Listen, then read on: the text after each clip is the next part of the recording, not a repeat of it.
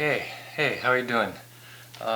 So I've been meaning to do this for a while. I thought I'd uh, share some of my experiences with my battle with colon cancer, and I ran into an acquaintance recently, and he was experiencing some health issues of his own, and he knew of what I had gone through, and so he had some questions for me, and so I thought today I'd talk about some of the symptoms that led up to my diagnosis, and some of the reasons that I used in my head to discount them, because really up until I went to the doctor for the first time, um, cancer didn't even cross my mind, and I'll get into why uh, why that was the case.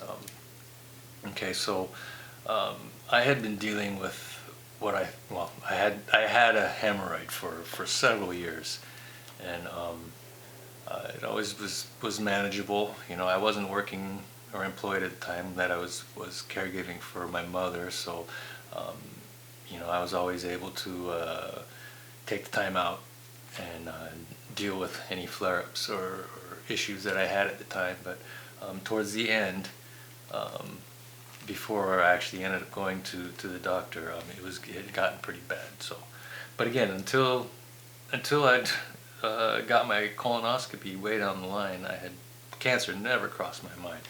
But anyway, the first uh, first symptoms that you probably want to be concerned about is bleeding of any kind from your rear end.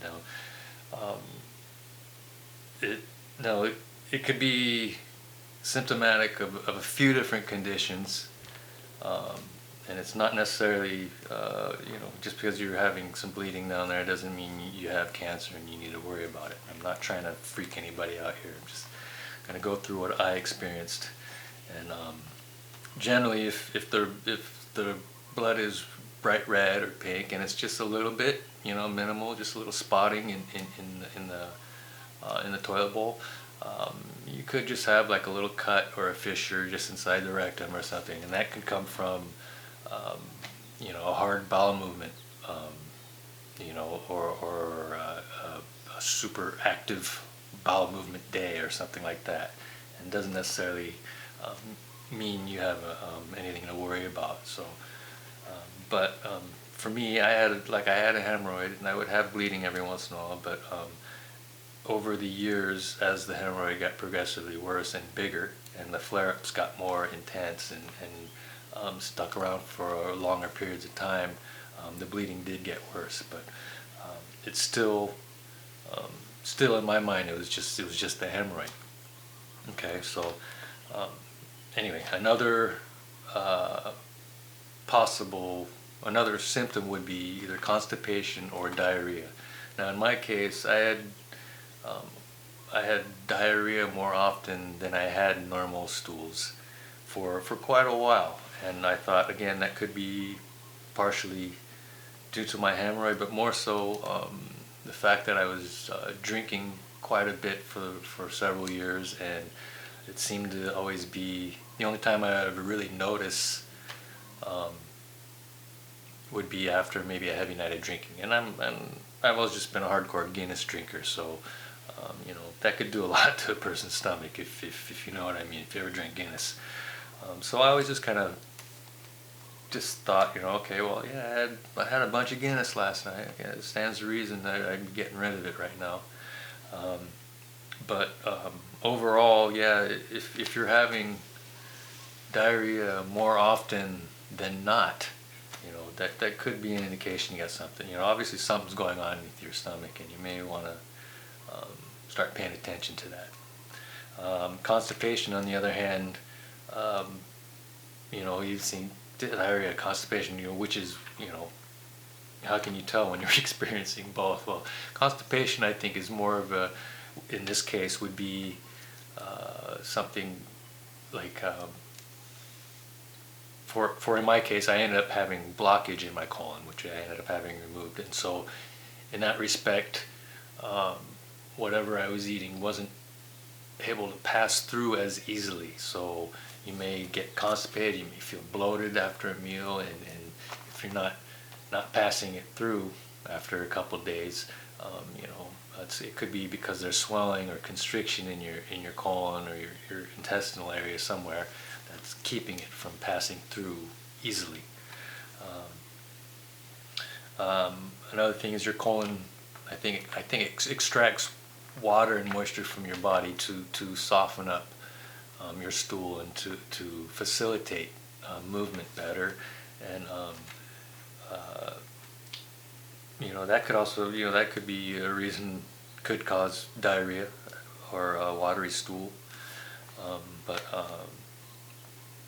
yeah, like I said, I didn't have too much of a problem with constipation till the very end. Just before in my colonoscopy, I was starting to have a hard time passing stool, but I still was able to pass some, which leads me to the next telltale sign, which is, even though I was able to pass stool, it was very stringy and very skinny and almost noodly like. It was. It makes sense to me now that you try and push Play-Doh through a small hole, it's going to come out stringy, right? So that's what was happening with me, and that could very well be a sign of constriction or blockage in your intestine. And also, it was coming out with blood. And another pretty telltale sign is mucus. Your colon, the inside of your colon, I don't know if it's just the rectal area, but for the most part, inside your colon produces a lot of mucus in order to facilitate the movement of your stool through your system. So if that's coming out, and in my case, it was coming out slimy and with blood attached to it, these are all signs that you've got maybe overactive mucus going on, or there's obviously blood inside of your intestines, and that's coming out with your stool. So those were all red flags. But again, I had a really bad hemorrhoid going on, and I just kept passing it off as that, due to that. Another thing would be extreme fatigue, and I'm not going into the medical side of why your body gets fatigued, but for me, I was experiencing a lot of fatigue. But at the time, Mom was still alive, and the last 6 months of her life were very stressful. She was bedridden. I'd been caring for her for years already at this point. There's a lot of stress, a lot of sleepless nights. I wasn't eating well. Fatigue. Stands to reason you'd be tired and fatigued all the time, right? So that one wasn't even on my radar. But if you're having a lot of problems and you normally have good energy, and all of a sudden you're having a hard time functioning and keeping your energy levels up, you may want to check into that. Again, this could be from thyroid issues. You could have there's other intestinal problems, irritable bowel syndrome, Crohn's disease, things like that could be causing this. So it's not necessarily cancer, but definitely things that you need to be aware of and probably check into as you get older. Being anemic, anemia. I guess that's from iron deficiency, maybe. I believe. Not really sure, but that's definitely another sign. Fatigue, and for me, it just tied into my blood loss or bleeding. At the very worst, towards the end there, when I would have a flare-up, my hemorrhoid would have a flare-up. it was like the size of a walnut shell, and I likened it to a cow udder sometimes when it bled, because it literally was a stream of blood. Then I and at my worst times, like I swear I could have filled probably 1 or 2 shot glasses. So I was losing quite a bit of blood towards the end there. So anemic blood loss again. I kind of just attributed everything to the hemorrhoid, but and the last one for me, the last big one, which I didn't research any of this, but it all made sense after my diagnosis, and I started doing research. Weight loss, a lot of weight loss in a relatively short amount of time. Now, the last year before my diagnosis, about 6 months, last 6 months of my mother's life before she passed, I lost probably about 35 pounds, and 20 of that was probably in the last 4 or 5 months before diagnosis. So, I thought with all that was going on with mom, and we having to, after her passing, and we had to sell the condo, and I had to remodel and fix up the place before we sold it, and I'd never done anything like that before as far as dealing with the real estate agents, selling properties, all that kind of stuff. Moving out, we were in the hotel for 3 weeks before we actually were able to secure a rental place that we live in now. Just a lot of stress. Everything I was just able to write all, in my mind, I just put that all off to stress and my hemorrhoid, basically, other health problems. Again, cancer was never on the radar still. But anyway, after we moved and got this place, I finally I realized I had to get back into the workforce. I had to get a job, start making money. We still had money from the sale of mom's condo, and we're still kind of riding on that a little bit. But I needed to get back to work. So in order to do that, to be a good employee, a reliable employee, I was going to need to take care of this hemorrhoid and health issues. Because by that time, with all the bleeding and the swelling, and I was in and out of the bathroom at least a dozen times a day, and it's just it was just getting out of hand, and it was unmanageable at that point. So I finally applied for MedQuest insurance through the state and was approved. Got my first appointment, went to the doctor, and then he checked me out, and he said, okay, well, you definitely have a hemorrhoid, and that's an issue, but we're going to send you to the surgeon. He can help you with that, maybe get it banded and taken care of. But he's also saying, we need to set you up for a colonoscopy just in case, you have, it could be cancer. He was he seemed very nonchalant about it. He didn't want to scare me, I don't think so. He's just like, you're at the age where you need to do the colonoscopy anyway, so it's time. And so we went ahead, and he went ahead and sent the referral through. And sure enough, when I went to the colonoscopy, the nurse said, when I came out of the procedure and I woke up out of the procedure, the nurse said, okay, the doctor wants to see you. He's with his next patient right now, but he'll be with you in a minute. And so I waited around, and he came and he said, yeah, you've got almost complete blockage going on in your lower intestine, in your colon. He couldn't even finish the scope because it was just so tight. He said literally I had about a pinhole left of opening left in my colon, and so he immediately put me on the liquid diet, and 10 days later I was in the hospital having a portion of my colon removed, and I subsequently now have a colostomy bag, sorry.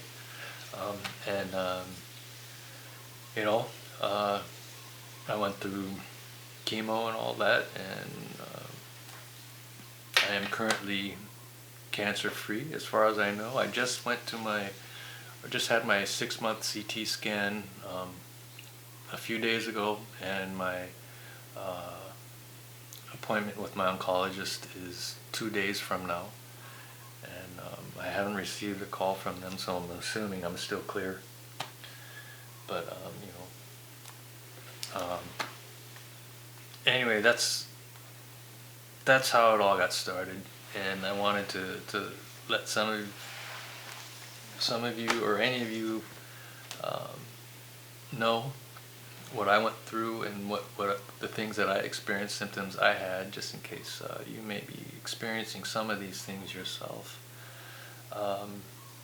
And if you are, and it doesn't matter how old you are, I wanted to stress this because in doing research on life with a colostomy bag and whatnot, I was pretty astonished to see how many people, much younger than me, in the late 20s and the 30s, that have ostomy bags, not necessarily colostomy bags, and not necessarily from colon cancer, but definitely intestinal issues, and I have to say it's got to be, it's got to be from diet. I mean, it's all stuff that's going through our system. It's the food that we eat, and younger people nowadays are exposed to a lot more products and food options than I was when I was younger. And another thing that I like to state is that out of all these videos and scenarios and research that I've done, nobody ever seemed to talk about what actually caused their particular condition. I think it's probably too hard to figure out. I mean, it's a lifetime of something that you ate or you're exposed to environmentally, whatever it may be, and it would just be too hard to extract exact reasons for that. Everybody's so individual. So, but definitely good diet from here on out for me is really important, because I don't want the cancer to come back, obviously. I don't want to experience any of these same problems. But those are probably subjects for many other videos. But for now, yeah, I just wanted to. For now, yeah, I just wanted to share my experience, what I went through, and if it helps you decide that maybe you should go get checked out. And if you are concerned about your health and you're experiencing some of the things, definitely do not wait. It's better to check it sooner than later. The only reason why I waited so long, for one, I thought it was something else, hemorrhoid, much less serious in respect to cancer. But and also the fact that I didn't have medical insurance for so long is a big deterrent. The number one ethnic group, number one and two ethnic groups that have the highest rate of colon cancer in particular are African Americans and Latinos. And I would have to think it's not because of their ethnicities, but it's probably because of their socioeconomic situations, and a lot of these people don't have access to proper care and testing and whatnot, so they're less apt to go in early. So subsequently, the death rate is much higher in those communities. But yeah, if you have insurance, you have a job that provides you with insurance, and you're experiencing some of these problems, there's no shame in going and get it checked out, man. You don't want to have a section of your insides cut out and a plastic bag attached to your belly. I'm learning to deal with it, and it's all good now, but it's not easy, and I don't, my wish for everybody is to live happy, prosperous, healthy lives. So if you don't have your health, you don't have a good quality of life. So yeah, so please, if you have issues and you have the means to do so, go get checked out. Again, thanks for watching.